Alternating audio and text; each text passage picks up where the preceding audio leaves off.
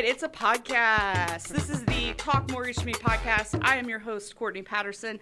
Joining me today are two lovely human beings. First, I have Tommy Hornbuckle, who works with me here at PrimeLine. Hello. Hi. And then I also have one of his fantastic Realtor partners, Miss Hannah Flowers. Welcome. Hello. Thank you for having me. You are so welcome. Thanks, guys. So I wanted to start a little tradition here at the podcast. We did it in a previous episode. I don't know if it worked super well. We kept kind of forgetting about it, but I think we should try it again. Okay. In worst case scenario, we just, have a couple drinks. So we're going to play a drinking game. We're going to pick a word or phrase, and then every time one of us says that word or phrase, we have to drink. It sounds like a plan. Yeah, pretty good. So what's the word or phrase? You guys have to come up with the word and phrase. Man. Let's go with rate. Rate. Sound good? I agree with rate. Okay. I think it's going to come up a lot. Yeah, it's hard not to. Yeah, well, say. hopefully they'll go down a lot. Oh, my gosh. Oh, that's such a good one. Okay. Anyways, yeah, so keep us honest. We kept forgetting about it in the last episode, and we just drank the whole time. So either way, drink, say rate, whatever. But that being said, let's get into it. Let's get down and dirty. I obviously know Tommy because we work together. Hannah, I don't know you quite as well. So I want to do just a little bit of a basic background, kind of how you guys got into the industry, how you became, the loan officer and realtor that you are today. Sure. You want me to go first? Or? Sure, whatever. Ladies first. Go for it, Tommy. All right, sounds good. So, in terms of how I got into mortgages, before I did mortgages, I sold websites to small businesses, and I had the most amount of success selling websites to real estate agents. So I talked to real estate agents every single day and would sell them websites saying, you sell one home, this thing is going to pay for itself, basically. And then I had a buddy who left and went into the mortgage industry, and I really didn't even know what that meant, but it involved working with real estate agents and houses and financing, and I was like, you know what, I want a more meaningful sale.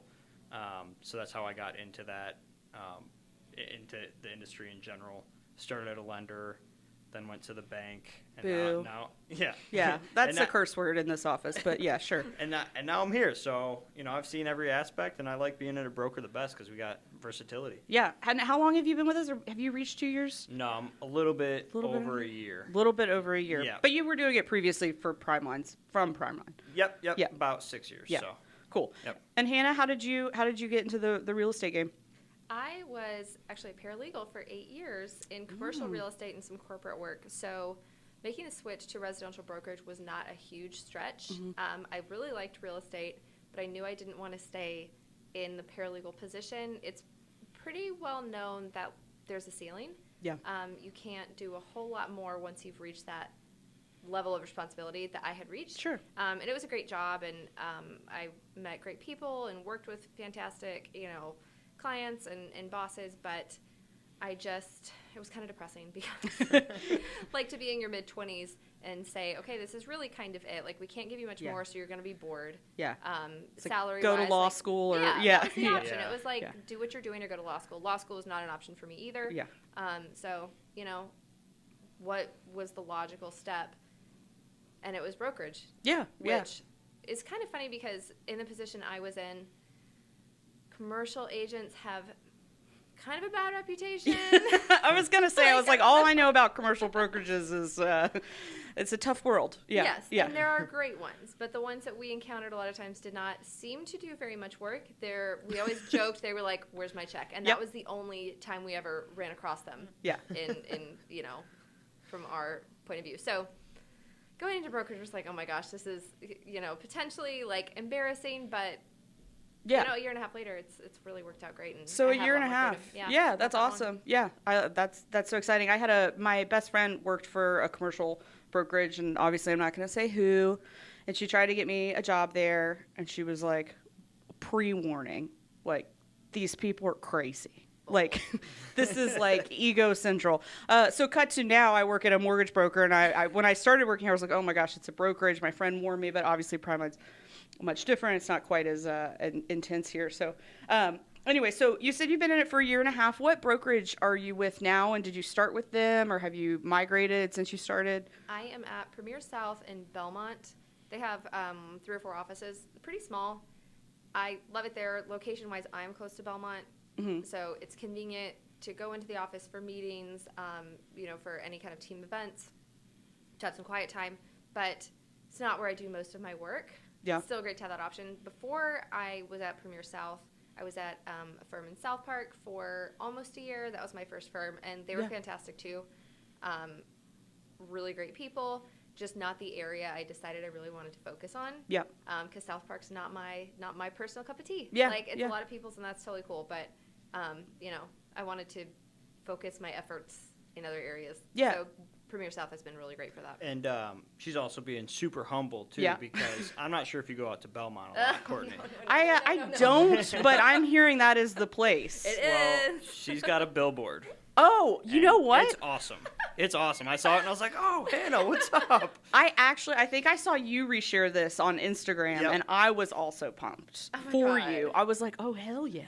Giant billboard. Got to thank my dad for that one. He was like, he's a small business owner, and he's like, got to get your name out there, and like really That's helped so me do cute. the research. Have you So got shout a out lot to from my that, dad. or? The people that I told you about yesterday actually got my Oh. information off the billboard, so that's a good thing. It's Let's traffic go. stops a lot. It's on Wilkinson, guys, FYI. Everybody go check it out. Just past the Dairy Queen. Get you a cone, check out that billboard, take a selfie. I should do that. But traffic stops really bad right there. So I have gotten a lot of people saying, hey, Awesome. we saw you, because it just bottlenecks. Yeah, how long has it been up? March or April, probably. Interesting. And do Yeah. you get to like change it out, or is it? No, you get you work with your graphic designer on, something that looks good, and it pretty much goes up. So You know what's crazy is all these like old school forms of advertising people kind of like throw out the window. Obviously, I'm sitting here on a podcast, so okay, but but when it comes to like print and like billboards and stuff, I think people like forget that stuff does still work. Yeah. Like, you don't have to, and I'm not hating on you, Tommy, and your TikTok videos. Well, you don't have to be a TikTok star. I do not like TikTok. I'm more Instagram, LinkedIn. I do put it on TikTok, Yeah. though. See, you cross post, but yeah, I mean, those things really do still work, like, especially for obviously an older demographic. Yeah. But yeah, I love it. That's so fun. So obviously you guys have been in it. Oh, it sounds like, well, Tommy, you've been in it for a little bit longer. Yeah, but I would say because I was at like a bank for a while, it's it's not the same. This is much more personable. When you're at like a broker, you're allowed to do a lot more and make personal relationships. When you're at a bank, you're kind of tied to whatever they're doing. And also, I wouldn't be able to build this relationship with like Hannah if I was at a bank, because there's a reputation of, okay, banks usually don't close on time. They're a lot slower, and they are because they have the money to pay for like extensions and all that, and they don't care about that. Right. Where we take it very seriously in terms of earning our referrals and making sure that we do everything the right way, so that our partners do keep sending us business. Right. It's not just just send us business and we'll figure it out. No, we want to do a good job and do an extraordinary job as well. So off of that, you say that the best part is being personable. So let's talk least favorite part and most favorite part. Which one should we start with? You want to share your most favorite part of the job or your least favorite part of the job? And why is the answer both clients? Well, okay, so the worst part, I'll start with that just because I'll end on the better part. Save the best for last. The worst part is delivering any bad news, like a low appraisal coming in, or something that's getting delayed that has nothing to do with myself, or even realtor, anybody. Like, if it's just something, an outside factor that we have no control over, whether that be on a refinance or a purchase, especially something like an appraisal, it stinks because you got to be the one like quarterbacking the situation, telling them, hey, this is what it is, and sometimes they get upset at you, sometimes they understand. But yeah, that's got to be the toughest part of the job for sure. Hannah, we'll do your least favorite part, and then we'll end on both high notes for the favorite. So what's your least favorite part of being a realtor? Least favorite would have to be, I thought about this for a little bit because there's a lot of challenging things, but least favorite is probably the people you encounter who think they are experts, because they are they're everywhere. You guys probably deal with that too. Like someone's about one house and they know everything, about. Now they're, a real estate mogul. Yeah, basically. They know everything about the market. They know everything about, a crash. They know just really everything about everything. And I'm like, if you don't spend the majority of your week reading and learning and working in it, you are not as qualified. You don't know. You're just How not. many dads do you deal with? Not a ton so far, a few, and I've had like one, actually Tom, who was on the other side of this deal recently, and it wasn't too bad because the buyer just kind of told his dad, like, you need to settle down. You need to step back. Yeah. So not too many. I'm fortunate in that my parents, who are pretty opinionated, never really overstepped when it came time to buying a house, so you know, they gave some helpful tidbits, but it wasn't like we know everything. I mean, things change. Now they're like, gosh, we listed our houses for sale by owner. We never knew that we missed out on money. Yeah. So, you know, credit to them for saying we would not go that route at this point. Yeah. You definitely learn a lot. I think my most favorite game with my parents too is just driving around the city and making them guess home values. That's a fun one. Yeah. And honestly, it's the only thing I've done that kind of quieted them down in the last couple of years. Of like, where are you guys buying a home? I'm like, come on, let's go on a little trip around Charlotte. How much do you think that house is? And then when my mom finally realized, she was like, oh, okay. It's like, lay off, okay, for like 2 seconds. But yeah, my husband and I are in the process of looking at buying a home at the end of the year. It will be first-time home buyers. Yeah, super exciting. I'm telling everybody this is like my bachelor of trying to find my realtor. Oh my gosh, this is an interview. Sorry, surprise. I got to get through a few more and then I'll decide. So none of these are trick questions. But I did tell my husband, I was like, I'm so afraid. My dad bought their house. I love you, Dad, because he's going to listen to this because he's very supportive. But they bought their house like 15 years ago. And I'm like, I'm so scared to like talk to him about buying a house because just I can't imagine the advice that he's going to give me based on that. And also the Charlotte market's a little spicy right now, but that's a conversation for later. So let's get into favorite part then. Let's go back up. Okay. Do you want me to go first? Yeah. All right. Yeah. So, I mean, this might seem like super obvious, but I mean, I kind of have two. Because you can have two. You can be a goody two shoes. Go for it. Well, one is on refi and one is on purchase. So my refi favorite part is when you're helping someone get out of debt. Like I've helped people do cash outs to like build a pool and stuff like that, and that's all great. But that person's already in a good situation. Yeah. When you have someone who's got like bad credit or whatever it might be, and you help them clear up $1,000 worth of monthly payments. That's a great feeling because you're really helping them. It's life-changing. Yeah, they're changing their life, and now they're setting themselves up for success, like maybe to buy the next house. And then on purchase, it's just as simple as our last closing, like a young dude that was buying a house, and he was like, my friends are still in their parents' basements, and I'm at a closing table right now. And he's like, you know, thank you for helping me do that. And I'm like, that's huge to me. Like, it's kind of corny, but I like it. I think corny is corny for a reason. It's because it's most often true. So I love hearing those stories when I have loan officers like, you know, we'll share like ways that we've been able to help clients, and it's wild how much like some of these refis have like lowered monthly payments, like split in half or paying off debt.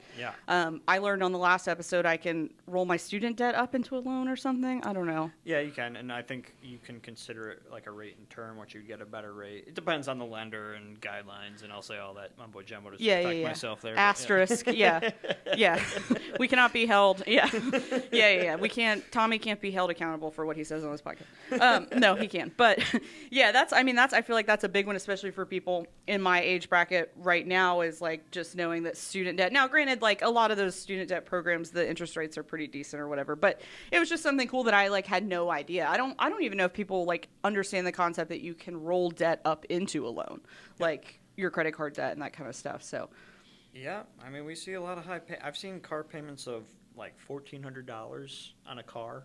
And I'm like, well, if the balance isn't that high, why don't we just get rid of that and then you don't have that payment anymore? I understand I understand both sides of it, but something like a credit card, for instance, let's just pay that off. Yeah. Get it out of there. But yeah, for sure. Hannah, favorite part? It's kind of similar. People are happy at the end of pretty much every transaction because they sold their house and they made money. And they're excited to either have the money or go to a new home. Or the people who bought are excited because that's also life-changing. Something that's one of the biggest decisions that people make. Yeah. And we get to help them make it. Like, I actually do not take it lightly. There are, you know, how many agents in the Charlotte area? It's crazy. Like 18,000 or I don't know what it is. It's a crazy number. And loan officers probably even more, I'm guessing. Probably. I mean, that people worked with us and at the end of it are happy and thankful and, you know, like get to enjoy this for years to come. It actually is really special. Yeah, I mean, I started a podcast to find a realtor, so no, I'm just kidding. But that was a great answer. I'm going to make note of that. Point for 1 point for Hannah. Great. Tommy? I don't know yet. Start a tally up on the board. I don't know. Yeah. I'm going to have to step it up a little bit. I feel like I'm gold fighting. Stars, please? Can we please do gold stars? I should do that. I'm fighting against a whole office of loan officers. They're going to like get you coffee every day or something.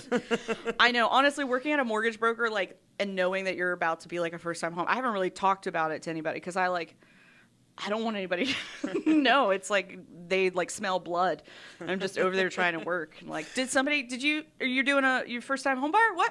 I'm like, no, please, no. I don't need you to take my application. Nope, you can't pull my credit. Not yet.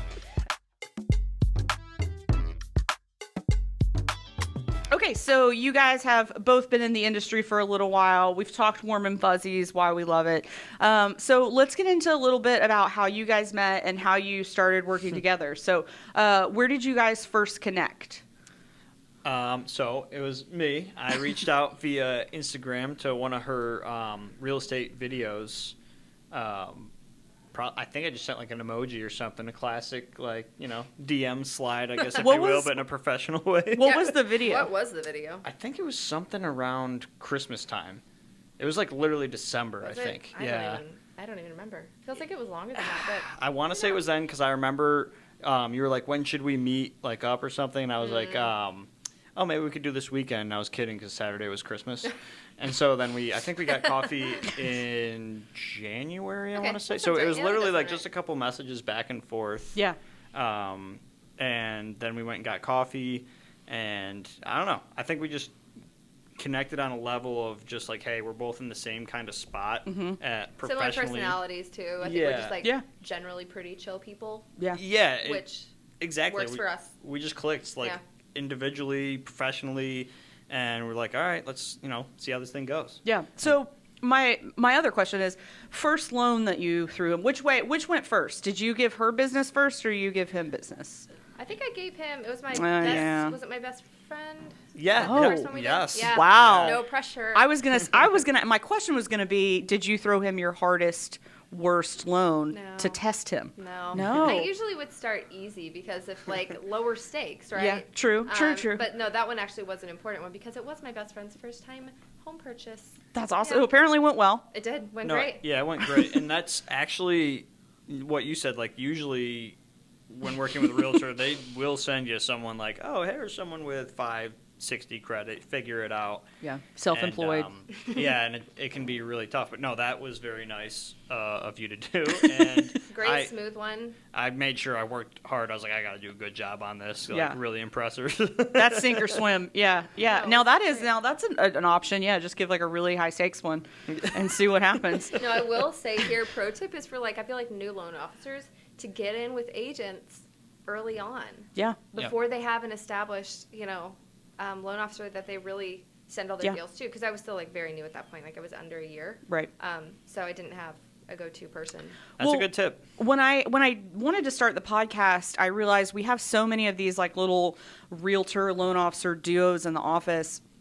And for the most part, they're all kind of like in the same place in their career. And for the reason that you're saying, like, we're not going to go after the realtor who's been in business for 20 years in Charlotte. He's got a broker. Right. Like, he's got somebody he's sending business to, maybe a one-off or maybe a program that we can offer that person can't. But, it's been really fun seeing our newish loan officers connect with newish realtors and make these, like, kind of like power duos that are moving forward. Yeah. Yeah. So I love seeing that, and obviously why I kind of wanted to start the podcast, because I was like, somebody should talk to these people, figure out what's going on behind the scenes. So you kind of addressed it, but are there any, major benefits of having a partner like Tommy or Hannah? Like what's the biggest benefit of partnering? Yes. They're pretty much only benefits, I think. Yeah. Okay. Because the biggest thing is that you know the expectation.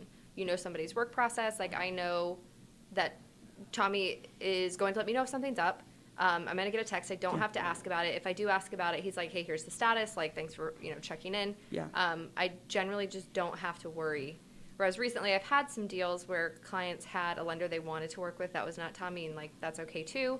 They went fine, like they closed. But the whole time I'm like, I don't know how these lenders work. Like, am I waiting for, someone to drop the ball or something to fall apart?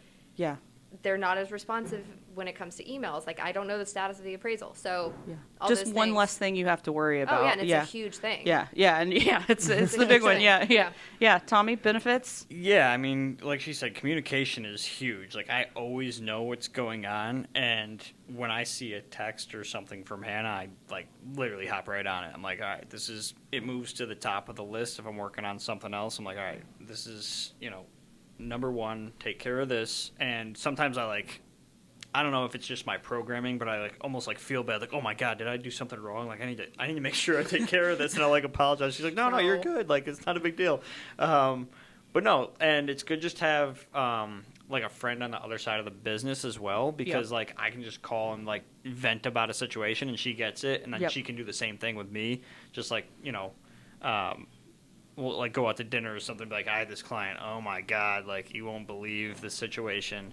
And I want you to share versa. all of those right now, immediately, with names and social security numbers and their new home addresses, And how please. about credit scores? And credit scores, yeah. Right.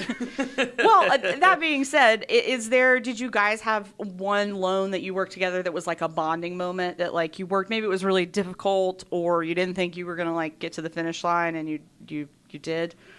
All of them? No. I would say this: the one that didn't work out, what I'm talking. He had a builder. Oh yes. Yeah. Okay. So, he ended up going with another lender, and we worked really hard on this one, and it took a lot of time, and we're actually buying his house with another person. Huh. He was selling. Yeah. He was selling his house to someone else that we were doing the loan for. So I actually met him at the closing. Oh my God. And he didn't do the loan with me. So it wasn't a referral or anything? It just, that was just the... It came through me. No, Okay. she sent it over, but he ended up going with the builder. But Okay. I was like, no, it's... He didn't even go with the builder. He went with another lender. He was Okay. shopping. Yeah, he was shopping He crazy. was shopping it with his neighbor who's a lender, who I ended up meeting and finding out that he was shopping it with another person. Totally randomly. I was like, how do you know this person? And she's like, he's shopping. She's like, he locked with me last night. I was like, no, he didn't. No, he locked with my other person. Also, he didn't lock with him. Oh, he yeah. locked with another person. Yeah, and so, we don't have to keep this whether or not, it doesn't matter. But, I'm just saying, with that situation, though, even though he was shopping around, with other lenders, she let me know that. Yeah. And so it was all right, she knows this person and still told me that. And I'm like, okay, that's cool. Yeah. Because, she didn't have to tell me. Yeah. You're allowed to shop if you're a customer looking for a mortgage. I can't tell you what to do necessarily. And actually, we encourage shopping because we're a broker. We got 10 of the top lenders. There you go, Tommy. Get that script in there, buddy. And the wholesale rates. That can't be the first time, I right? think it was. Maybe we should pick it from. I'm out of beer already, so we must have said rate a bunch, right, you guys? That's right. Yeah. That's right. That's so funny. So, last question on your partnership. So, let's recap. Tommy slid in the DMs, which, by the way, very common answer I'm getting. Yeah. That's how we're connecting. So, yeah, I mean, don't be afraid. I guess that's note out there for new loan officers or realtors looking to connect. That fire emoji does wonders for your career. So, go ahead and drop that shit in the stories. You guys love working with each other, accountability, communication, great, okay. If you could give the other one a superpower, what's their superpower? And make it not so caring, no, superpower, actual superpower. Okay. All right, I'll go. Tommy is really good at communicating and explaining. Okay. That's why after the first deal that we did, our client was he explained everything really well. He took 45 minutes on the phone with me. I didn't have any questions about the process, about, closing costs, about anything like that. So I'm like, okay, that's one thing off my plate that I don't have to do. So over communicator. Yeah. That's your superpower. I guess so, yeah. It's not as cool as invisibility, but No, it's not. I think it makes you more money. I think for...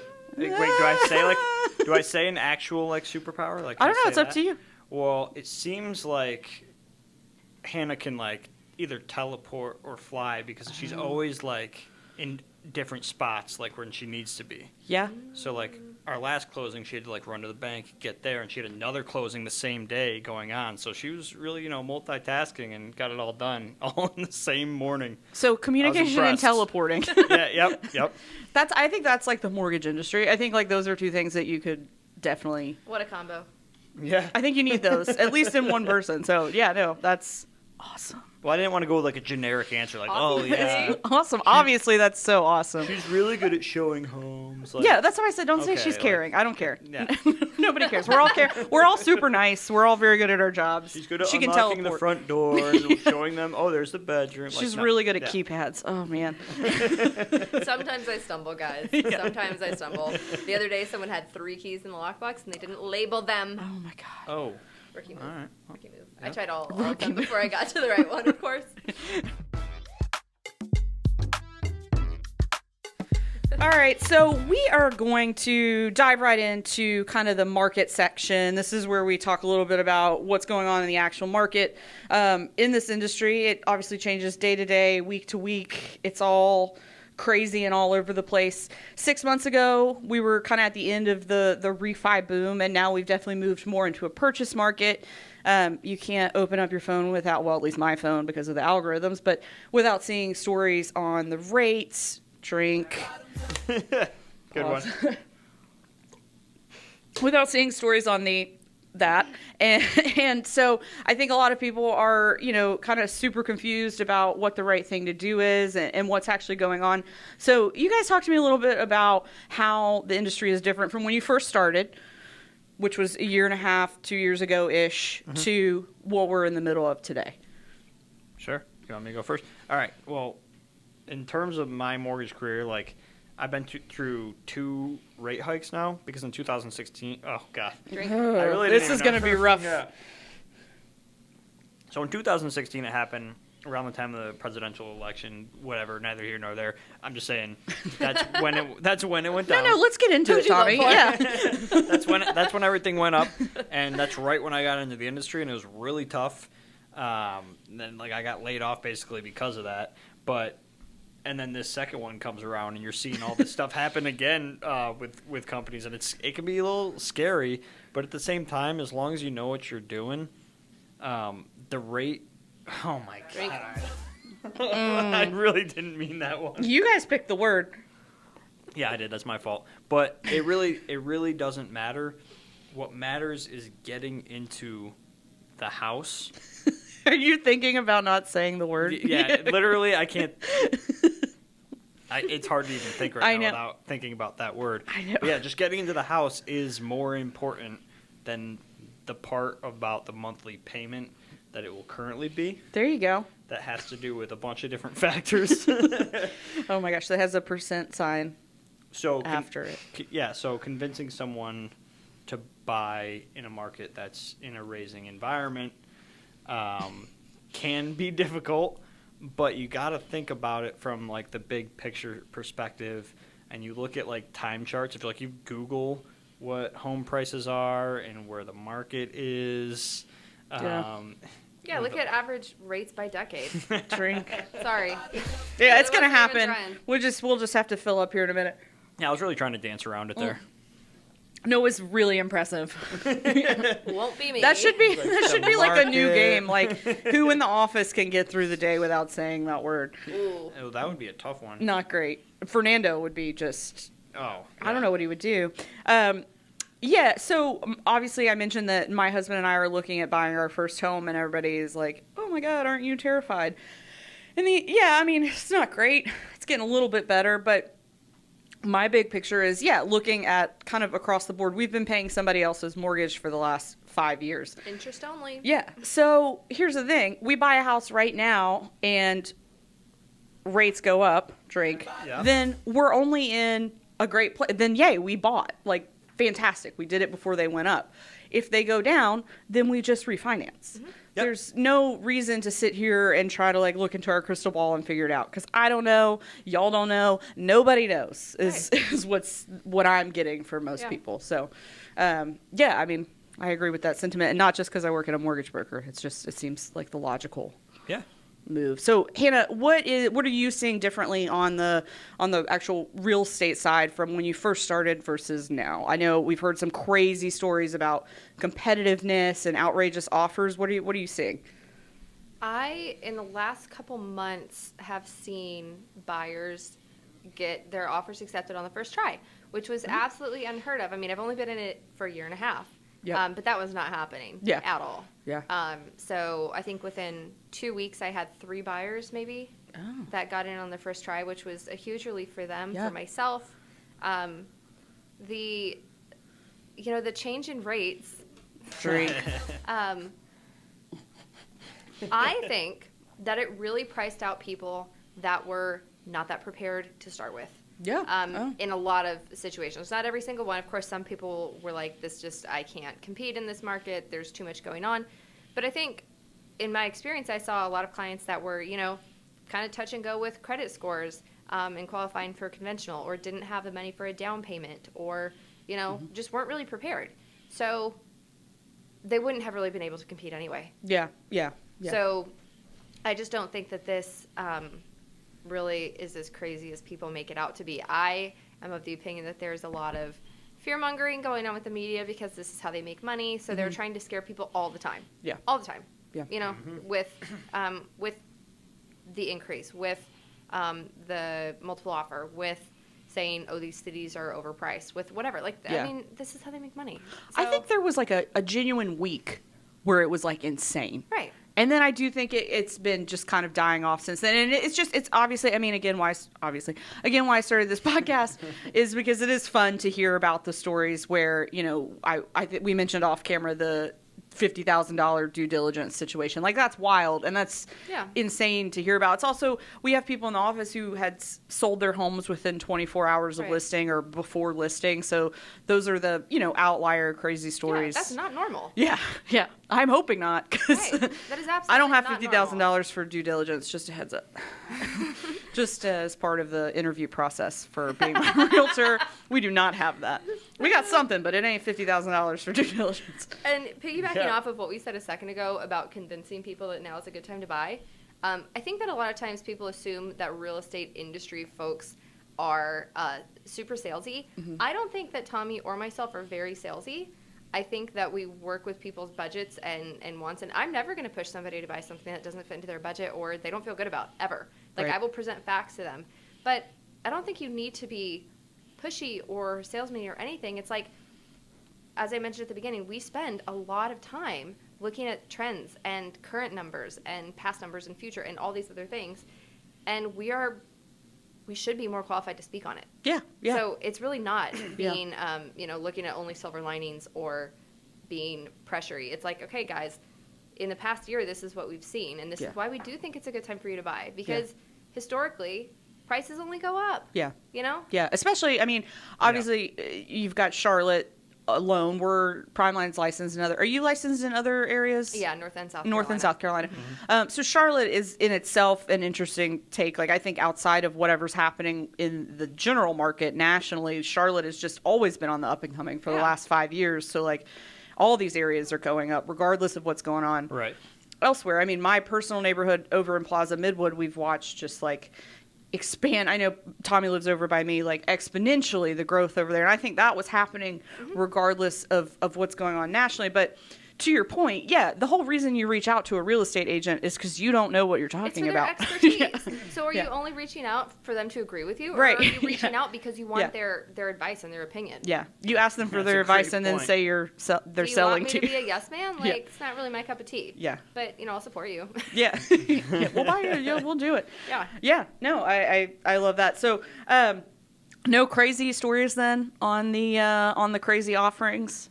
As a listing agent, I haven't had any really insane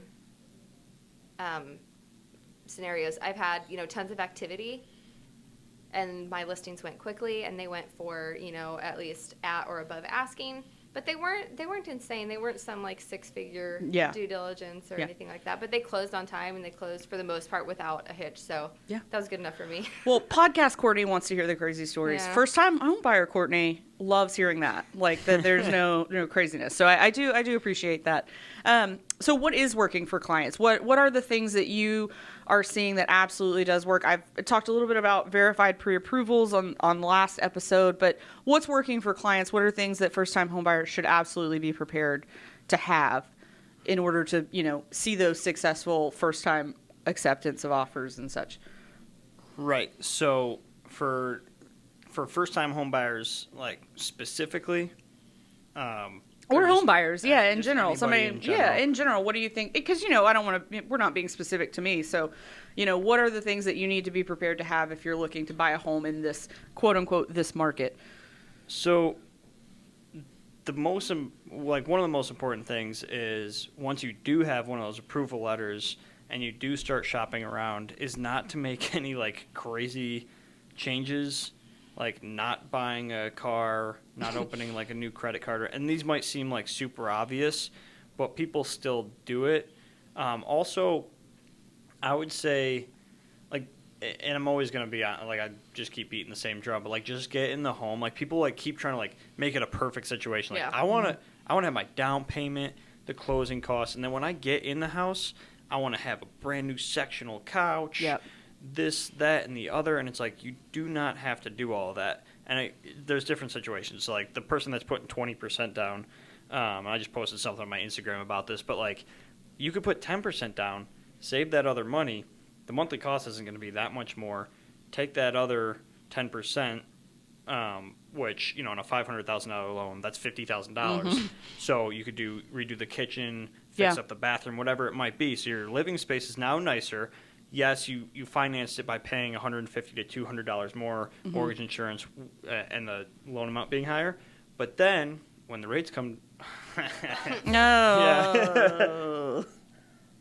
when they come down, and then you can drop that mortgage insurance off if the home appraises for higher, which it should if you just fixed everything up. Right.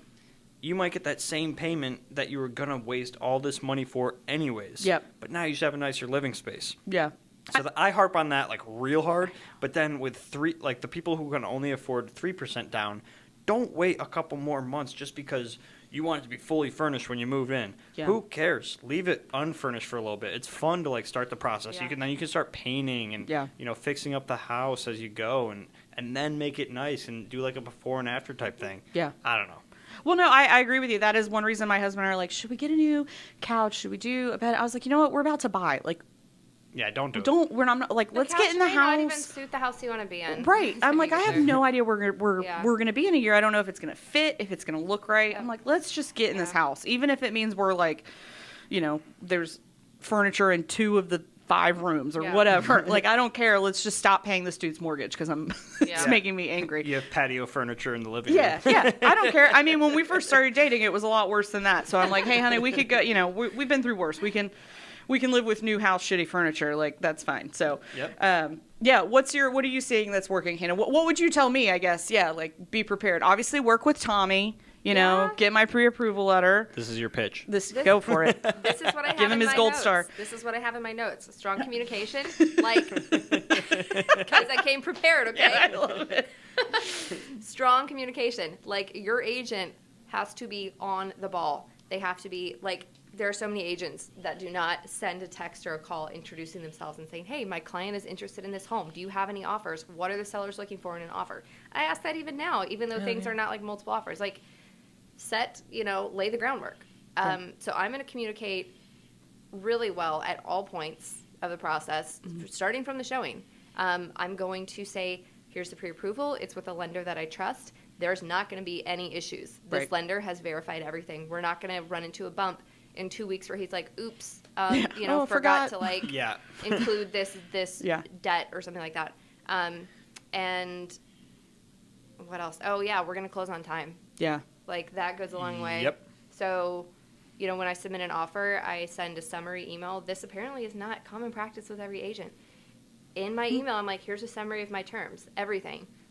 Purchase price, due diligence, earnest money, pre-approved with this lender, giving away all my secrets. Yeah. You know, Diana Flowers playbook. yeah, anything special. They're non-contingent, or you know, Yeah. or we're giving you a free lease back or anything. Just spell it out and make it so easy. I'm like, hey, listing agent and seller, you're not going to have to do shit. Yeah. Like, Yeah. we're taking it. I actually have a funny story too.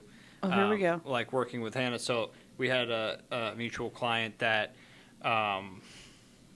basically I didn't want to give him his pre-approval letter until I was 100%. Mm-hmm. I'm just not going to do it. Like, I'd rather not get the deal than tell her everything's all good and then it falls through later. Right.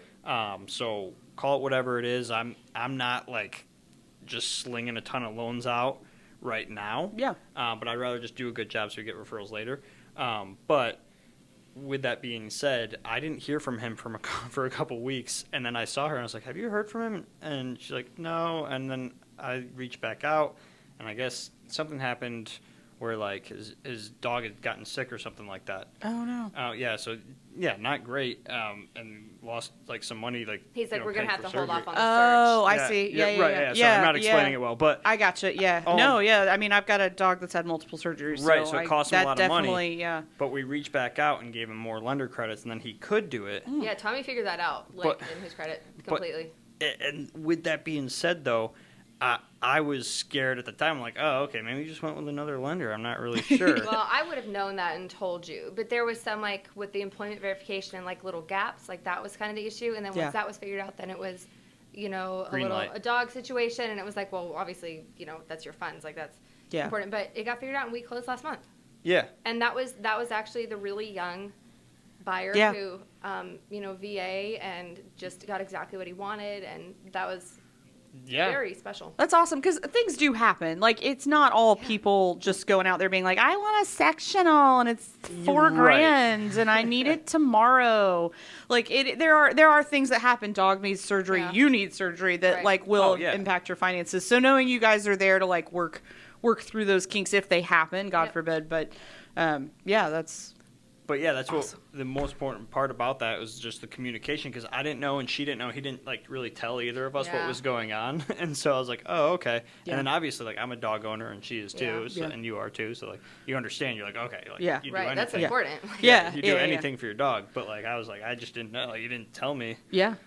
And he told me at the closing, he's like, wait, I almost re-signed my lease. I was like, oh, ooh, good thing we reached back out. I think I heard that. Communication. So when you're looking for a realtor or loan officer, you want somebody who can communicate. Yeah. I think you also want somebody who knows all the words that you listed that are in that email, because you lost me at earnest money. Everything that you listed after that, I was like, I don't know what that is, but that's why I would hire a realtor, because I would assume you know what that's why you'd hire me?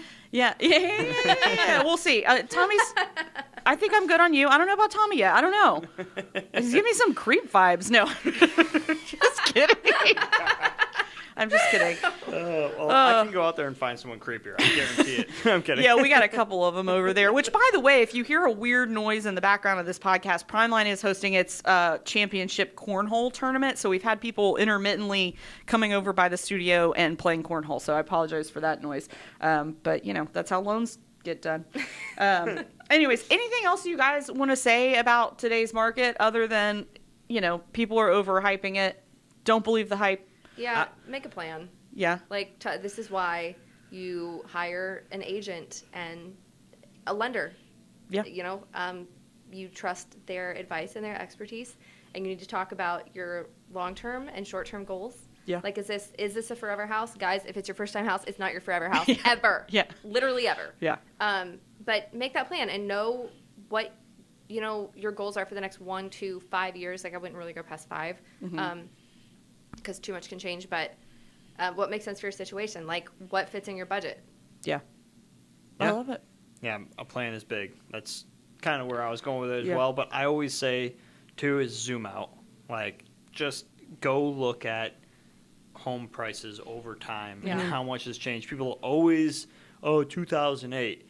Look at the average home price in 2008. It was like $235, $240, and then it went back down to $208.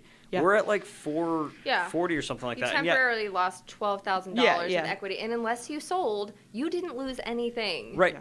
That's the best point of it all, because if you didn't, she's right. If you didn't sell, okay, so let's say your home value went from $240 to $208, but you owed $190 when it did drop to that amount, and you just kept paying it down. If you're still paying it down now, all right, let's say you only owe $100 on it, but now that home's worth $440. Right. You still have that same equity you gained. You just have to kind of write it out. It's kind of like the stock market. It is like stocks until you realize it's nothing. Yeah. Like I don't look at my stocks every day. That's depressing. Yeah. You don't need to check every single day what your No. house is worth. Yeah, it doesn't work like that. No. Yeah. So okay, you've given me a little bit of positivity, a little hope to look forward to. Maybe we'll be in a home. We won't have the new sectional. But I'll sit on patio furniture in a house that I own any day. So But hopefully, maybe you'll get lender credits for that sectional. oh. There we go. What do you think, Tommy?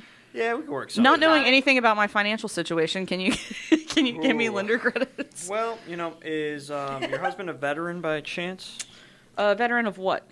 That's all we need to know. Or a veterinarian? No, I did used to. Yeah, I was a vet tech. It's so funny. I tell people I was a vet tech for 4 years, and I can see them trying to like comprehend what that means, and I'm like, animals. It's not military. Yeah. Or I would say I used to work for a vet, and they're like, wait, what? I'm like, nope, animals, nope, not military. I do come from a military family, so support the troops. Well, there you go. Yeah. I know. Actually, when I started working here, I called my mom because my dad was in the Air Force. Both one of my grandfathers was in the Marine Corps, other one Army, and I was like, "Do y'all know about VA loans?" And my dad was like dying laughing. He was like, "Yes, I know about VA loans." I was like, "Okay, I'm just making sure. I'm just looking out for you. Okay, I just want to make sure you're getting a good deal." And VA loans, I'll jump in here, are not what they used to be. I think years ago, before I was even in this, they took forever to close, and they were not favorable. Yep. They are not that anymore. We've closed VA loans in 30 days. Yep. Yeah, I mean, They're easy. both grandparents have their homes paid off, so unfortunately, great, but unfortunately, PrimeLine was unable to help them. But my dad actually refinanced their house like 2 months before I started working for PrimeLine, and I was like, oh man, but he Rude. did do a V loan. Rude. Yeah, it was rude. I was like, so you want to refinance again? But So you hate me. yeah, he's in the twos right now, so I don't know that we could sell him on that. You could take a swing, Tommy, if you want. Well, it'd be a tough one, but wait, yeah, you never know. You're also a Yankee, which Okay. I don't know if you would appreciate. Okay. All right. That sounds like an uphill battle. Yeah. Doesn't that sound like a lot of fun? Anyways. Let me call him. So speaking of my father, let's talk about crazy clients a little bit. Okay. Okay. So this industry is basically public service for all intents and purposes. Like you're working with anybody who's interested in buying a home. Hannah, you specifically are going into people's homes to do walkthroughs, that kind of thing. So what's the craziest client story you have? It could be a walkthrough that you did where you saw something crazy, or they had like outlandish decor, or Tommy, something like unusual in like a financial situation, obviously without listing names. We respect privacy here at PrimeLine. Oh man, I mean I've had situations where someone has done like the full loan process with me and another lender at the same time, and that's like a brutal conversation. Like that we got like 3 days from like closing basically, or like we sent out the hey let's schedule closing, and then they call and they're like oh we actually went with somebody else, and it's like what do you mean? It's like dating. Right, yeah, it was pretty brutal. But I'm trying to think of like other like really crazy situations in terms of like. I mean, I've seen some funky credit, but people finance a lot of like strange stuff, like obviously boats. Boats and, are like, usually, yeah. I don't know, like just the car payments kill me. Car 'Cause, payments, like, I yeah. don't ever want to pay more than like $300 for a car payment, and I see people with $900,000 car payments all the time, and then they're living in a home that's I don't know $300,000 or something. I'm like Their mortgage is the same. right. Car If you just knew that if you didn't have that car, you could afford much more house. And Yeah. just, maybe take a little bit of pride away. I don't know. Like, I'm not a car guy. I know. I'd Car rather be a people nice are house interesting. guy. Now, I am, and this may have to get edited out, or maybe hopefully he won't listen to it, but Brad Lawson, one of our owners, dear friend. Okay, here we go. Dear friend. So Brad, a lot of people may or may not know, Brad doesn't have a car. His fiance, Janine, who's a really good friend of mine, does have a car. They live together, obviously. Living in sin, you guys. But they live together. Janine has a car. Brad does not have a car. He lives in Bryant Park, which is like 10 minutes Yeah, it's not far. drive-ish from Uptown. He sold his car. He Ubers to work every day. Or he'll catch a ride with Janine, but Janine's not an early riser, and she will be okay with me saying that publicly. So I don't think she gives him rides often, so he Ubers to work every You day. should buy a scooter. Well, she tried to buy him an electric bike for Christmas, and he was like, no, I'm not going to use it. Wow. Dang.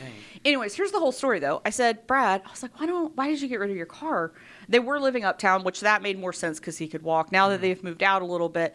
And I was like, why did you get rid of your car? And he was like, well, I just couldn't do like a $600-700 a month car payment. And I was like, well, Did you know that lower payments you exist? don't have to, because he had a Range Rover. He sold his Range Rover. I was like, well, you know, Okay, all honey, you don't have to have a Range Rover. And he was like, nah. So Well, yeah. Brad Lawson would rather Uber to work every day than not drive a Range Rover. Well, I will say that might be cheaper in that sense. honestly, yeah. I mean, $700 car payment. Honestly, an Uber in the morning is probably like $8 to $10.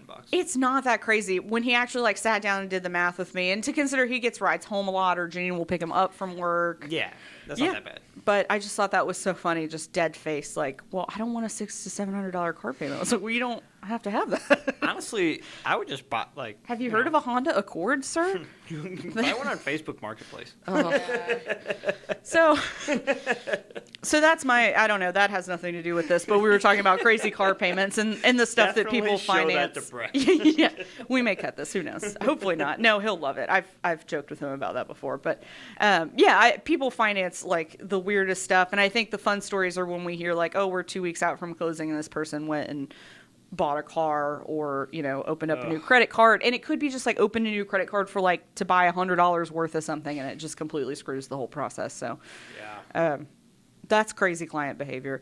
Hopefully, Hannah, you've got some crazy client stories. I don't know. I just assume walking through people's houses, you got to see Yeah. some stuff that you like side eye a little bit. There's definitely weird stuff, but I think it's consistently pretty weird, so it doesn't register very high. You know? Your weird is just normal for you. Yeah, like you see so many houses. My crazy stories are like middle of the road crazy to me.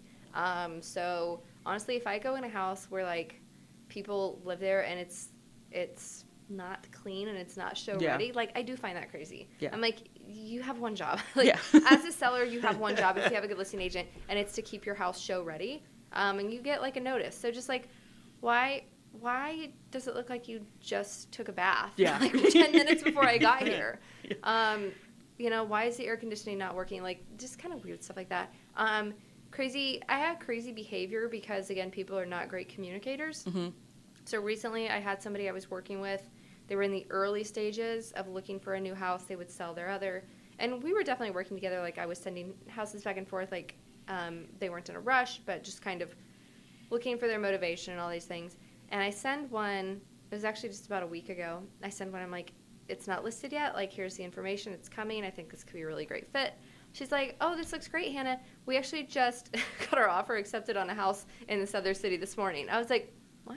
I was like, but, Yeah. and to be fair, like, we had not signed the buyer agency agreement because I'm not pushing people into that. You guys don't deal with this, but they get funny about it when it says, like, hey, you're working with me. Mm. So Yeah. it's a formality. We need it for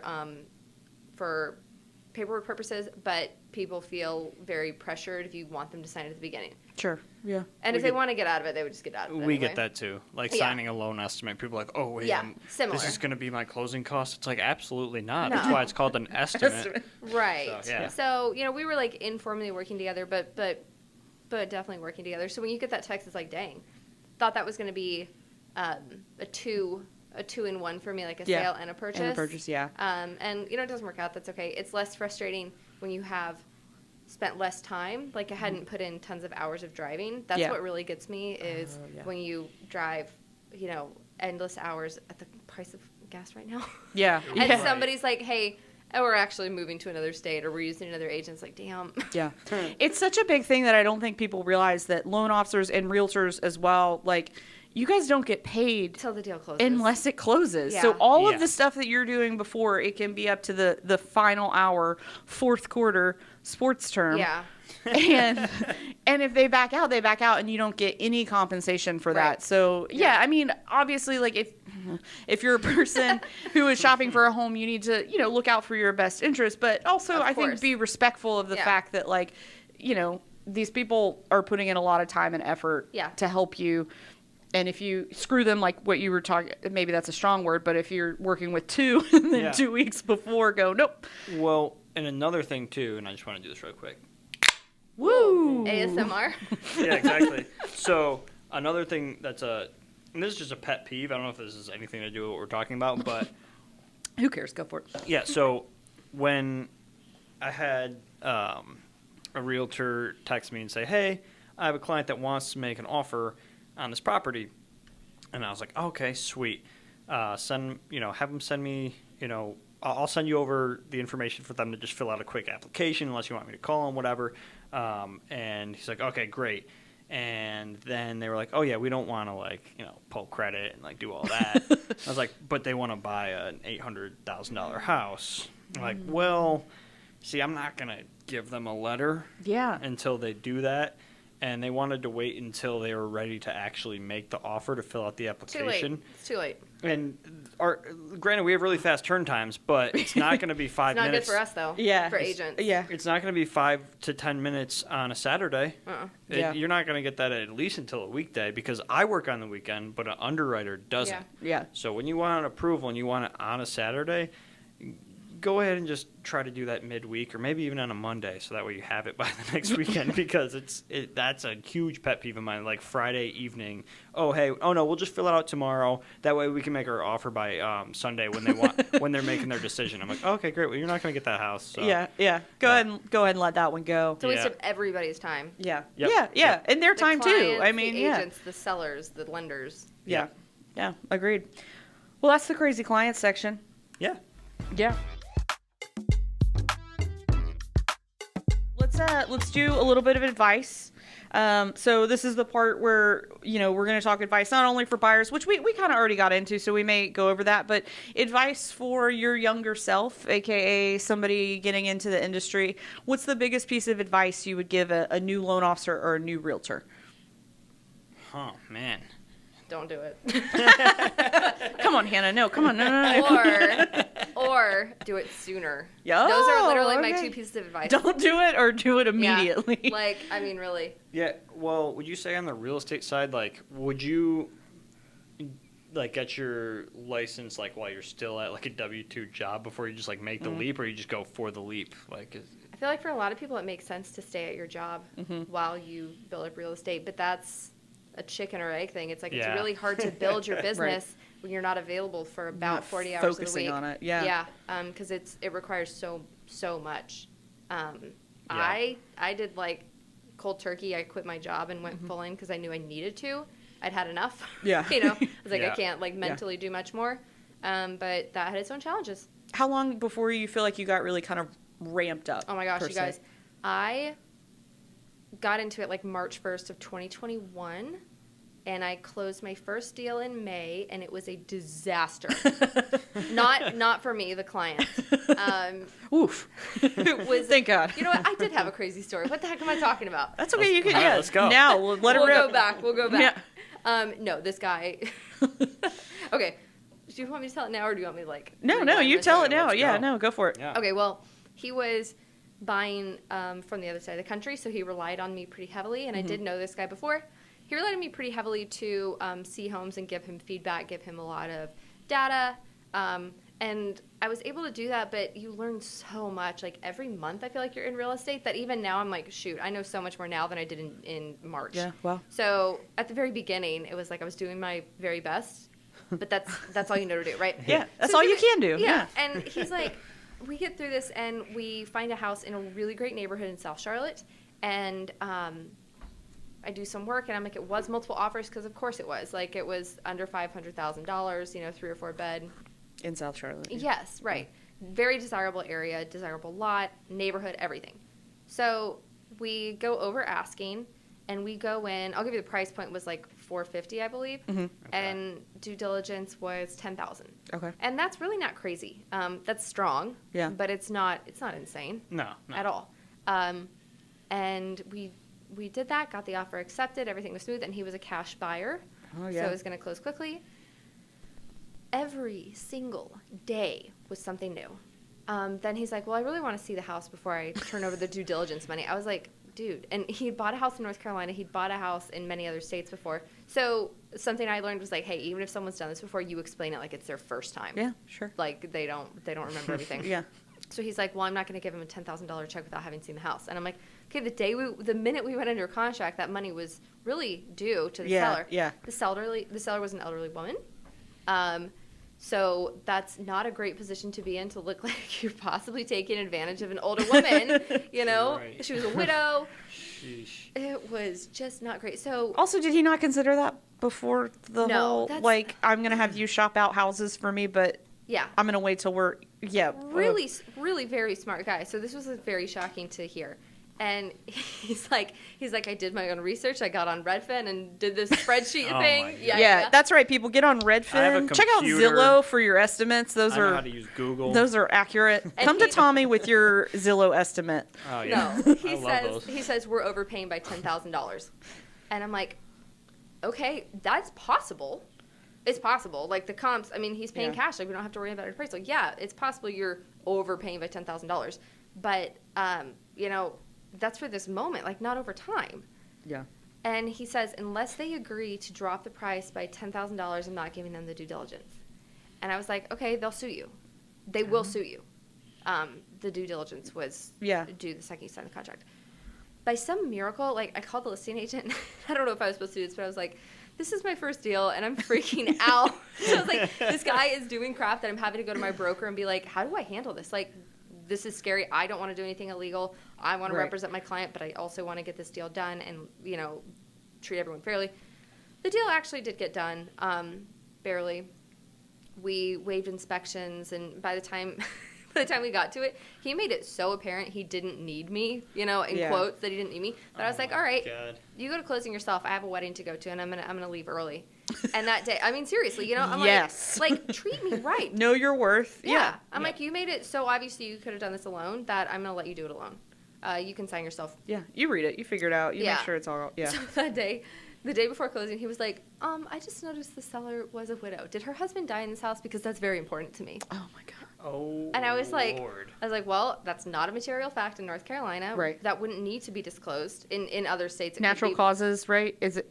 Yeah. Well, actually, I don't think you even have to disclose if it was not natural causes. In North Carolina. Right. Okay. It'd be a nice thing to do, maybe, but Yeah. I don't believe you have to. Interesting. Okay. So I was like, you know, I mean, good to little know. bit. I'm just Yeah. taking notes. Okay, all right. Yep. you know, no, the husband did not actually die in the house.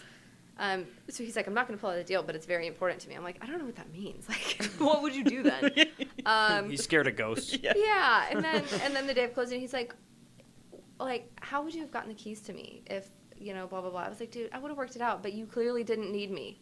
Like, you made it obvious. And even to the end, I was nice, and I did gifts, and I, went above and beyond and tried to do all these great things. And, yeah, the deal did get done, but it was touch and go. Man. Rewind to my first, March Wow. 2021 to December 2021. I closed one deal. Yeah. And once I was in real estate, everybody was like, yeah, the typical is to close 2 or 3 your first year. I was like, why did nobody tell me that? Yeah. Like, that's no money. Yeah. So now at this point, January 2022 to whatever, we're in July, August, I've closed 15. Hell yeah. So Damn. Yeah. Billboard. Congratulations. Yeah. That billboard's doing work. No, that's awesome. Maybe you just had to pay your dues on that first one, you know? Apparently, I've not had anything that was nearly that hard. That is so I funny. think it really set the bar. So, that's the craziest client you've had since then, and you said you've spoken to him? Yeah, that's the only truly, I would say, wild client that I've had. There's been funny situations. That's been the truly just traumatic one. And, months later, we connected again after I had had some time to recover, because I'm not kidding, it was traumatic. Yeah. And he was like, you were right about everything. I was wrong. I was an asshole. I'm sorry. And, I have a ton of equity to show for it. And this has been a great house for my Yeah. family. Well, good for him, honestly, Yeah. for admitting that. Yeah. And, he didn't have to come back and tell you that. So Yeah. that's why you believe your real estate agent first. Yeah. Always listen to them. Well, I think he believes in curses too. If he was really that concerned about the guy dying. In the Yeah, I house. kind of want to talk more about that. I guess you don't have to legally disclose in North No. Carolina if there has been been a murder in the home. Murder. Well, my husband and I exclusively live in older homes, so that's I don't want to know. So for me, when he said that, I was like, dude, we're in the South. Like Everyone's died in every house. Come on, man. And the South is a battleground. Yeah. Like, I live on the Catawba River. Yeah. I personally don't want to know, like, what's going on there. Yeah. I grew up in Wilmington, so my parents were doing some landscaping, like big landscaping work in their yard a few years ago, and they dug up multiple tombstones. Oh, wow. We live adjacent to an old plantation, and so they stopped, and like the Historic Society always comes out and checks it out. But my mom, somewhat superstitious, not really, but A little stitious. just a little stitious. She was like, I'm not moving these tombstones. So they're up in our backyard, kind of like in the back, tucked behind the bushes. She's like, I'm going to leave them where they're at. But yeah, everything's haunted. Yes. Hopefully. Yeah. Goth Courtney wants everything to be haunted. My husband's family lives in a home in Wilmington that was built in the late 1800s. Wow. And Definitely haunted. yes, they have like a third bedroom that was actually like the help quarters for the help. And I like refused to like walk back there. Wow. Like no. And they have it decorated with a rocking horse. I was like, did you have to buy the creepiest accessory for the creepiest room? Yeah, it's a little much. Yeah, it's a lot. So crazy clients, that's my favorite part of the job. Since I don't deal with them, I like to hear the stories from you guys. And we were kind of on advice, so we'll bump back to advice. So advice, know your worth. I don't even remember where we were at. Advice. You said advice to our younger self, right? younger self or new. You said don't get in it at all or get in it immediately. Yeah. Which is, like, it sounds funny, but it's true. Yeah. One, don't get into it if you think it's going to be easy for any reason. Yeah. You know, yeah, it's flexible in some ways. It's also really not flexible in a lot of other ways. Yeah. There's no stability in terms of a paycheck. Yeah. There's no paid time off. There's no holidays. There's no health insurance. Like, I'm giving all the negatives, but this is a huge part. It's like, the reality of it. Yeah, I'm a realist, and like, it's not all selling sunset. oh, no, not even close. Not even close. It's, you know, there is competition. The competition part doesn't really faze me a whole lot because, like, people are going to work with you if your personalities mesh. And if they have a referral from a friend or family, like, that carries a ton of weight. But it just takes a long time to get going. And like I said, a year and a half in, I'm starting to see, like, some of that stability. But seasoned agents have told me it's 2 to 3 years. Yeah. I totally could see that. Shit, I just lost my train of thought. I was gonna say something about. I mean, that was just a baller answer. Yeah, maybe that's. Yeah, you just blew me over. That was it. Yep, exactly. I You was know, like, she's not. I mean, She's damn. not worried about it. Yeah, I mean, and I it's think that's like- good. What I was gonna say is. It's the social media aspect of the industry that we're in that you see, especially real estate agents, less so loan officers, but becoming more so. Yep. Yeah, it's all flashy cars and Oh, three-piece suits and stuff, and people don't realize the work. A lot of that in Charlotte, too. There's a lot of For agents sure, that that's their brand. Yeah.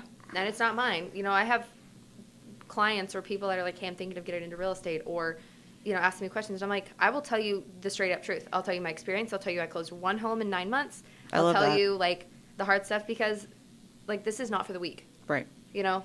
And I'm not the strongest person out there, but, like, it's taught me a ton. Yeah, but you'll probably be in it longer. Like, you know, you might see some agents come on that are like, you know, bright stars, but Right. gonna fade away. You're Yeah. gonna stay in it longer if you have a more realistic expectation of it. Yeah. Now that being said, I have heard there's gonna be a Selling Charlotte. So will you be applying? Give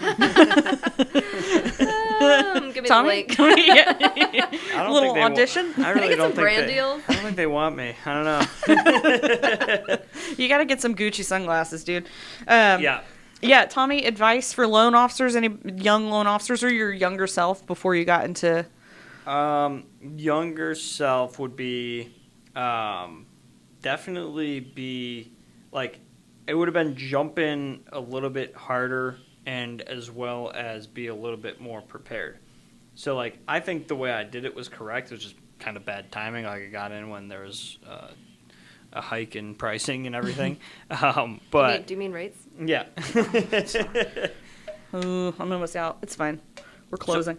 So here's the thing, like if PrimeLine was around when I'd got into it and I'd heard about it, I probably would have come to somewhere like this. But at the same time, you have to go all in. You can't like just kind of dip your toes in. You have to jump like directly and go just just get after it as soon as you possibly can. I think you have to be really comfortable with promoting yourself, especially now. That's something we didn't really talk about, but during the refi boom, obviously it was a lot easier for stuff to come to you. Yeah. And so I think a lot of our brokers are finding now that like you really have to be a self-advocate to get business now. Like you've got to be comfortable saying, hey, I'm really good at what I do and you should work with me. If you're not comfortable and don't have that kind of confidence, you're going to have a hard time. So that's a great point. So that's exactly like, when I first got in, I didn't know anything, but I was very transparent about that. Mm-hmm. And other people that got in around the same time as me, they just went in bull rushed and, tried to put as many loans in as possible, but they were falling out and they're getting really frustrated later on. And like, man, I locked 3 loans today, I locked 4 loans today, whatever. Mm-hmm. And I'd be like, man, I locked like 1 in 2 days, kind of feeling bad about myself a little bit. But all my loans were closing. Yeah, sticky. But all my loans were closing, mm-hmm. and I would see the frustration on the other side, and like the processing teams of wherever I was getting mad at these people, and I was like, I never want to be that guy, and I still don't want to be that guy. And now that it has gotten a little tougher again, I think that kind of separates me a little bit because now I have the strength of that experience, but at the same time, I'm still not going to put in any like crappy loans. I don't mean to say it like that, but like I'm sure about it before I put it in. I'm not just going to throw pre-approval to somebody unless I'm 100% sure that it's actually going to work out. So now that I have that confidence that I've built up over time, now I feel confident promoting myself and explaining it to other people where before I didn't have that. So I guess advice to my younger self, I probably would have gotten in a little bit earlier. Yeah. Just so I'd have more time under my belt. Yeah. Fail quicker. I know that's like a Fernando quote, but he's right. Like anything that you can do to accelerate the failures, because that's just going to make you learn faster and be better. Yeah, jump in and don't be afraid to screw up. Like that's what makes you confident down the line because you're like, oh, I've screwed that up once before. Now I know how to do it. Yeah. And I can give advice to other people too that haven't been in it for as long. They'll say, a lot of people ask me questions like, hey, how do I do it? And that helps my confidence as well, too, where I can help other people out, even though, like, I'm not, like, top performer. Even here, like, I'm not, like, on the top 3 list ever. But at the same time, like, I've been in it long enough that, there's that trust there that I do know what I'm doing. Yeah. So that's what I try to, like, bring across to the customer as well. And I try to explain. Sometimes it feels like I'm over-explaining or it might take a really long time. And you're kind of building trust from both sides because if you don't feel like they're in or they're really listening to you, you're like, okay, well, I'm not going to sit here and waste my time either. Right. Because it's valuable. I got other people I could call somebody else and do this. Yeah. Yep. Yeah, other people waiting to, buy a house. That would be my advice is just both of you probably getting earlier. Very similar. Yeah, jump in feet first, kind of go for it. Stick with it. Yeah. And provide value.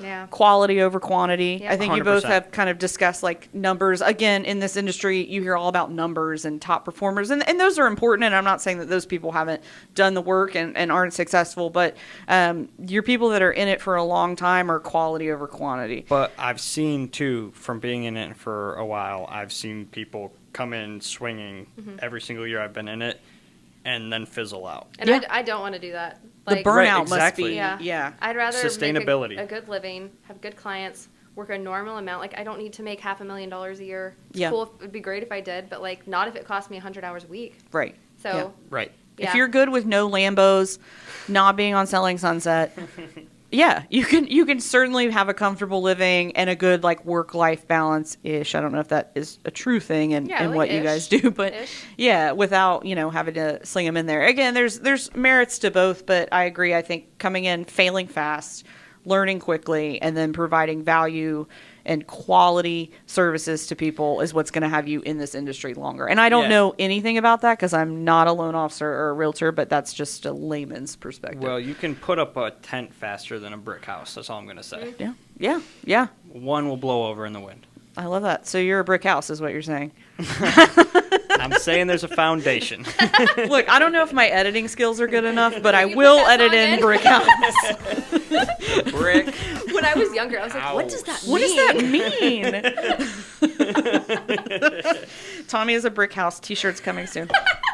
With 3 C's. B-R-I-C-C. It's a B-R-I-C-C. Yeah. I love it. Oh my gosh. That's some marketing for you. So I think that's all excellent advice for either your younger selves. Obviously, your younger selves can't take advantage of it, but there are plenty of people out there who see this industry and want to get involved and have no idea how or what they should do. So I love that advice for people.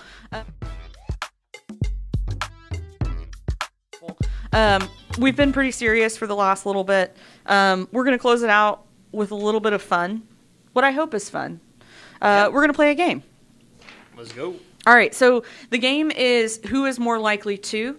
So I'm going to read out a scenario for you guys. I think there's 10 of them. Yeah, 10. And I want to know who you think of the two of you is more likely to do that scenario. So just say the name of the person who's more likely. Got it? Yeah, I got it. Yeah. I'm scared. But Ready? Let's go. All right, first one. Who is more likely to drop a client? I'm going to go Tommy. I was going to say me too. Yeah. Tommy don't take none of that bullshit. He ain't got time. It also might just be a loan thing too. Yeah. Yeah, I don't. Have you dropped a client before, Hannah? Have I? The first person, like, I said I wouldn't work with them again. Yeah. So, yeah. You just ripped that Band-Aid off. That's awesome. Well, at least you apologize. I've had to tell a person, like, hey, I usually, so I frame it like in a way. Yeah. And like, I mean this too. It's not like I'm just framing it this way, but I say it as like, hey, I'm not going to waste my team's time on someone that's not serious. So that's it. You can't help everybody. Nope. You're not the right fit for everybody, and that's okay. Right. So, second scenario. Who is more likely to be drunk when a client calls after 5? I'm going to say Tommy. Is that bad? No, it's probably not wrong. No, that's accurate. Yeah, I mean, PrimeLine's working hours are until 6:30 p.m. and we do have a keg in house. So yeah, I think taps. Yeah. Yeah, we've got taps. But also, like, I'm willing. Like, if it's an easy question or if it's just like the first contact, like, yeah, I'm gonna. Oh yeah, no, he'll still answer it. I'm gonna take the call and be like, yeah, let's set it up a call for tomorrow. Yeah. Like, yeah, I'm gonna schedule. Like, I can schedule a call. All right, that's not that hard. Now, my second part of this question, which is not listed, but who's more likely to be drunk when a client calls? Like, scratch the after 5 part. I'm just kidding. Oh my god, that's not even any fair. time of the day. Any time of the day. Gosh, I'm just kidding. On the weekend. Yeah, I mean, you guys work all the time. Yeah, you know, if I get a non-urgent text on the weekend or really at any time, I'll probably respond quickly and be like, I'll get back to you. Yeah. Like, acknowledge it and be like, if it's not urgent, like, we do have a life too. Yeah, you got to get your drink on. Yeah, that's right. I think that's fine. Simple answer. I love that. Number 3, who is more likely to get in a fight with a listing agent? Ooh. Why do I feel like they're all gonna be me? I feel like this. Hannah's just too sweet. You don't know. I mean, she can be fiery. Yeah. Would I get in a fight with a listing agent? I would get in a fight with a listing agent. But I would probably try not to if I thought our offer was on the line. Yeah. So that's the difference. That's a gold star answer right there. It's probably still me. And here's the thing. I actually have a situation where I had a closing that I called the listing agent and I said, hey, does everything look cool on this closing disclosure? A week before closing. Mm-hmm. And then the day before at about 4 p.m., they're like, hey, this doesn't look right. We'll just push closing back. And the lock was about to expire the next day during closing. And I was like, no. So I left them a voicemail like, no, you went over it. Yada, yada, yada. I wish they would have picked up the phone because I just wanted to explain to them that that's not common practice. You can't just not answer my voicemail and then say we're not closing. And then we're not closing, yeah. Do you want to pay for the extension? Go for it. I want everybody who I hire to fight for me on the phone with other people. So I think that's a positive. I don't look at it as a negative. Okay. Within, respectability, fight. Who is more likely to, this is a really interesting one. Who is more likely to become an Instagram influencer? I think Hannah.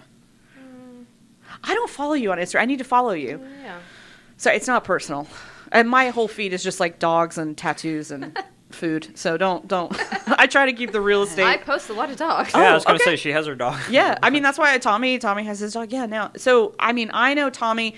We need to talk about it. If you follow PrimeLine on Instagram, you've seen Tommy's beautiful face. Tommy does some of our best content. We can always be like, what are we going to post today? And then we're like, oh, thank God Tommy came up with something. That's why I would say maybe Tommy, because he puts a ton of content out and puts a lot into editing. Yeah. So I guess there's different categories of influencing. That is true. How many followers do you guys, do you know how many followers you have?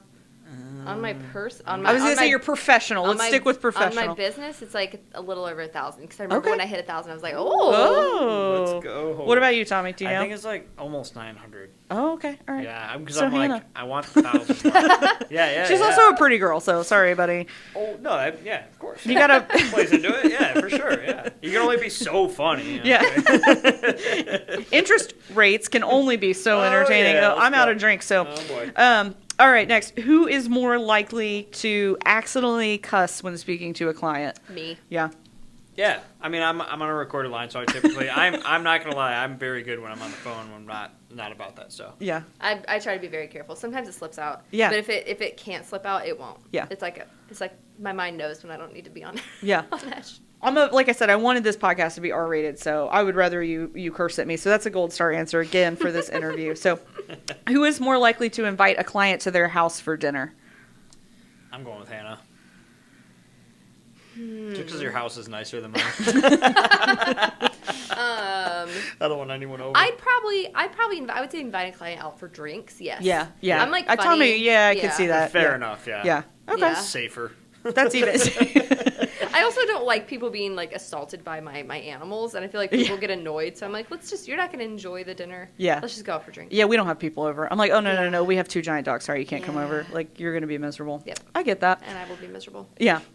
Who is more likely to be on a reality TV show? Oh man, that's tough. I don't know. I feel like it's me. I'm not gonna lie. I was think gonna it's say Tommy, thinks yeah. it's Tommy. I Yeah. think it is. It's Tommy. I yeah. can be a little bit dramatic. Yeah. Yeah, we'll be That's coming true. out with a That's second true. podcast that you have to pay for. With Tommy the Drama Queen. Who is more Oh, yeah. likely to stalk a client on Facebook? This is stalk a client on Facebook, but nobody's using Facebook. Who's more likely to stalk a client on social media? I stalk everybody. Yes. Yeah, I don't do that much. Oh. No? No. Yeah. Really? Well, you're not a woman, so you don't have to. Yeah. Yeah, you're not as, especially Right. you. Yeah, like working Yeah, so you're about to, closely and like, going to. go into a house with them. And, Yeah. That's fair. And God, what a safety. sad world that we live in. That's the conversation. But I just stalk everybody on social media. It's all equal. For Client, no- not, yeah, doesn't yeah. matter. Yeah, not a client. I mean, maybe real estate agents that I'm going to work with because, well, no. And Tommy is single, ladies. So if you are interested, we'll be providing his information in the comments. Yeah, sure. Swipe up. Swipe up, Slide in. slide in. Yeah. Swipe up, slide in. All of it. Get a pre-approval later. You know what I'm saying? Oh, he works all hours. All right. Most likely to lay on a bed at an open house. Me. Yeah. I was going to say I don't go to open houses. So, I mean, can't sometimes. resist. Yeah. Yeah. Stopped. Yeah. I'm like a dog. You gotta get on that couch. I pet sit for one of our owners, and they have one of those cloud couches. Oh. And every time I go over there, I'm just like, ugh. And they have cameras. I don't care. I'm No, like, yeah, I love what's up, that. guys? All right, last one, and this one's like warm and fuzzy. But who is more likely to give part of your commission to save a deal? I generally don't believe in that. I'm not saying never. Yeah. So I'm it's not saying me. never. But So it's not me. but you know. Yeah, know your worth. Yeah, good job. Sometimes I feel like in this raid environment, Ugh. um, I'll Photoshop some beer in this. I kind of have to. I mean, I had an employee that worked for one of the major banks, and we still beat the pricing because I cut my comp. But and then at the end of the deal, they're like, "Well, I hope you made some money on this." Well, that's a funny way of telling me at the end and not the beginning. I would have loved if you said that at the beginning, like, "Oh, I'll pay a little bit more so you make more." Yeah. Yeah, That's didn't awesome. didn't happen. Yeah, I mean, I know with realtors, it's obviously a little bit different when you're talking to a broker. It's not. You guys certainly work hard for your clients, but it is the financial portion of it, so it is a little bit like Yeah. more wiggle room. Well, also it goes along the same lines. Our whole theme that why we're so similar is that I want them to have a good experience, so that they tell their friends. Yeah. And Yeah. that I can build my referral network, because at the end of the day, it's about sustainability, laying the bricks down. Really just That brick house, getting the masonry work going. the Tommy because Hornbuckle brick house method. The things, it's not going to build itself. Body by brick house. Yep. Oh my God, I'm never gonna Let's go. never gonna let this go. Yeah, and again, Hannah, previous episode, Realtor said the same thing. Like they make it a habit of not doing that because yeah. It's not a never, but it's like I'm not asking my clients at any point to give me some of their paycheck. I think that's Nick's answer who did the previous episode. He's like, when someone asks if I can reduce my commission, I say, yeah, can you give me part of your paycheck? Yeah. Until we find a house. The answer is no. Yeah. And again, that goes back to you guys don't get paid unless you close. So back to, hey, I'm not going to, it could be a couple months of working with these people and you're not making anything for it. Yeah, we do our very best to honestly micromanage every part of the process, but we are not responsible for every single thing that happens. Right. And if it's out of our hands, yeah, you shouldn't take part of it. Like it's hard for us too. Like it's hard for us. So Yeah. if you're willing to walk away from a deal over like not very much money, like I question your intentions. Yeah. There you go. Stand your ground. All right, guys, this has been a ton of fun. Anything else that you just need to get off your chest before we do the dropping the handles, all that fun stuff? I don't know. No? I feel like maybe, but I don't know. I can't think of it right off the top of my head. Don't listen to the media that much. Listen. That would be like that would sum it up for me. Don't get your advice from name a network. Yeah. Like, it doesn't even matter. Yeah, an Instagram post that has like 2 sentences as the caption about the housing market. No, don't get it from somebody on Facebook. Like right. And okay, I'll say this final note maybe. You can live in a house, you can't live in an interest rate. Mm-hmm. Drink. Yep. And that's it. All right, that's pretty good. So let's tell these lovely people where they can find you. So usually I like to say give your Instagram handle and then also give your real people information where clients, whatever. I mean, this partnership was made from sliding in a DM, so Instagram's as good as an email or phone number. But where can the people find you, Tommy? My Instagram is now Tommy_Hornbuckle. That's it.